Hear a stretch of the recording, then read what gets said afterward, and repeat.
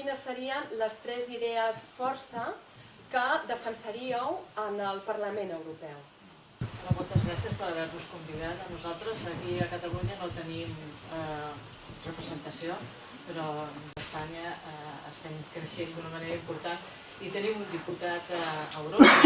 Això més que res és per, ara que estem parlant d'on ens inscriurem, això encara no ho tenim decidit perquè, a més, quan hi ha aquestes eleccions, després ja se'n creen també a vegades de grups, vull dir que veurem el que hi ha i com aquesta vegada tenim expectatives de tenir un nombre ja una mica maco, per dir-ho així, a Europa, doncs ja estudiarem on anem a parar.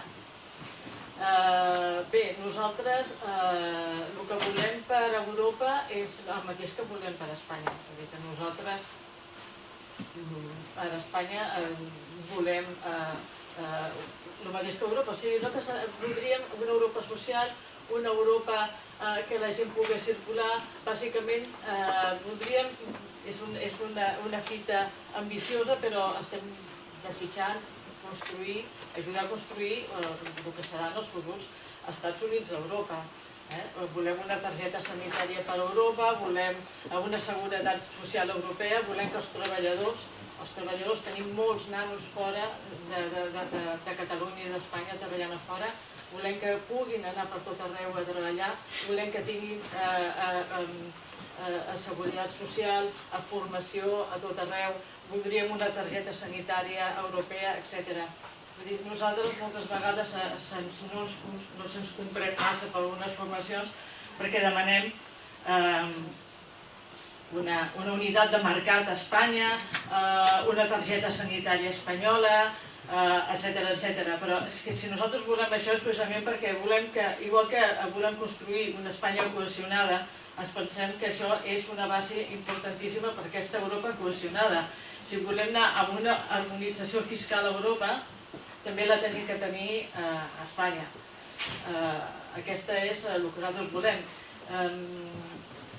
La nostra idea és que estem convençuts que cada vegada hi ha més tendència a anar cap a la creació d'entitats supranacionals. No vull allargar-me massa, però voldria que es fessin una idea que a la Guerra dels 30 anys hi havia 500 unitats polítiques a Europa i als anys 50 n'hi havia 30. Vull dir que hi ha molts historiadors que estan convençuts que una de les raons que cada vegada tinguem un món més en pau és precisament aquesta reducció d'estats i el fet que és molt difícil que hi hagi guerres dintre dels estats. Les guerres es donen més entre estats. Llavors, aquesta progressió cap a aquestes entitats és el que celebrem i ens sembla que Europa és una fita importantíssima i que tenim una oportunitat meravellosa que ens deixin aquí parlar d'aquest tema. Moltes gràcies. Un dels primers en demanar aquest tipus d'ajustament per part dels polítics. Recordarà tota la polèmica que es va causar quan nosaltres vam demanar que les persones que viuen a Madrid i que són diputats no rebin una assignació per residència. I nosaltres crec que som un exemple en aquest sentit en totes les accions que hem impulsat al Parlament en aquests aspectes. Jo penso que Europa és el contrari del nacionalisme. Anem a una Europa que precisament es va crear en contra dels nacionalismes. Anem a crear un espai únic per a tots els ciutadans. Nosaltres coincidim en molts aspectes amb el programa electoral d'alguns, amb molts altres totalment el contrari. Naturalment publiquem agendes, la qüestió dels lobbies pensem que és important que el ciutadà conegui què és el que estem fent, en qui estem veient, etc. Naturalment volem que hi hagi una sola seu, això serà molt complicat per el que estem dient, perquè no deixa de ser de moment una representació d'estats que van a la seva. Llavors, clar, la Grandeur no voldrà que li treguin la seu i els altres... Però bueno, aquest és un objectiu i si treballem ho assolirem. Nosaltres volem una política de defensa comuna, volem un exèrcit, unes forces armades europees. Volem unes forces armades europees que integrin totes les forces que ja hi ha, perquè és important, perquè és necessari aquesta postura forta des d'Europa. perquè també donaria, no ho neguem, és normal, un sentiment també de pertinença europea a molta més gent. Vull dir, el fet que tu estàs d'alguna forma donant suport a un exèrcit que en cas, esperem que no sigui mai el cas, però que et pugui defensar, això és una que dona molta cohesió en un país, com pensem que algun dia serà Europa per nosaltres. Per lo que respecta a la política educativa, a Europa volem el mateix que UPyD està demanant a Espanya.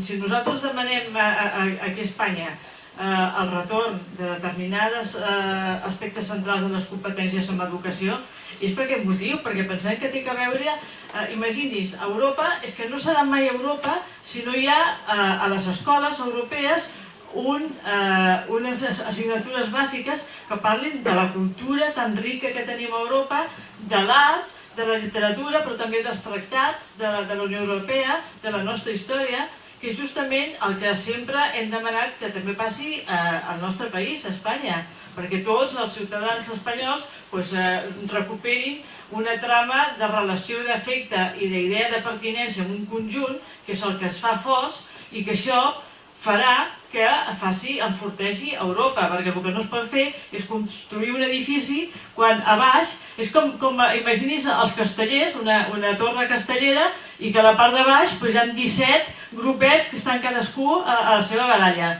Per això nosaltres volem cohesionar en aquests sentits a Espanya de la mateixa manera que volem el dia de demà que pertanyem tots a un nou país que siguin els Estats Units d'Europa. Aquesta és la nostra fita. Totes les polítiques que fa UPyD a Espanya estan pensades perquè amb Europa, amb la construcció europea, que és el nostre final més ferm.